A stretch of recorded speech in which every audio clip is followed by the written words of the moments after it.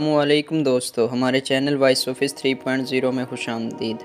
دوستو، پرانے وقتوں میں ایک شخص نے منت مانگ لی کہ اگر میرا فلاں کام ہو جائے تو میں ایسی اللہ کی عبادت کروں گا جو دنیا میں کوئی نہیں کر رہا ہوگا۔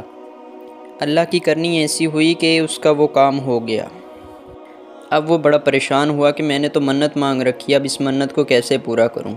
وہ اس کا حل ڈھونڈنے کے لیے لوگوں کے پاس گیا، لیکن اسے مایوسی ہوئی۔ ایک شخص نے کہا کہ تم حضرت پیران پیر شیخ عبدالقادر جیلانی رحمۃ اللہ علیہ کی بارگاہ میں چلے جاؤ، وہاں سے تمہیں کوئی ضرور حل مل جائے گا۔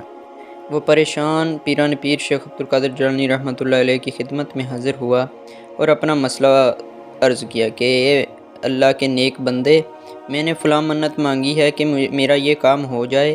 میں اللہ کی ایک ایسی عبادت کروں گا جو دنیا میں اس وقت کوئی نہ کر رہا ہو، لیکن اب میں سوچ رہا ہوں کہ میں نماز پڑھوں تو دنیا میں نماز سارے پڑھ رہے ہیں، اگر میں کہوں کہ قرآن پڑھوں تو قرآن بھی کوئی نہ کوئی دنیا میں پڑھ رہا ہوگا۔ اب مجھے میرے مسئلے کا حل بتائیں کہ یہ منت میں کیسے پوری کروں۔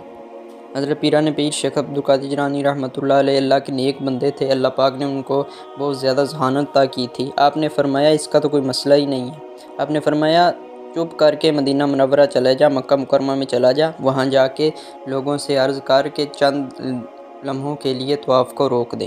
جیسے ہی طواف رکے گا تم عمرے کی نیت کر کے خانہ کعبہ کے چکر لگا لینا، کیونکہ دنیا میں خانہ کعبہ ایک ہی ہے۔ اس طرح تم وہ عبادت کرو گے جو دنیا میں اس وقت کوئی نہیں کر رہا ہوگا۔ دوستو، اس لیے کہتے ہیں کہ منت مانگنے سے پہلے علماء کرام سے ضرور مشورہ کرنا چاہیے۔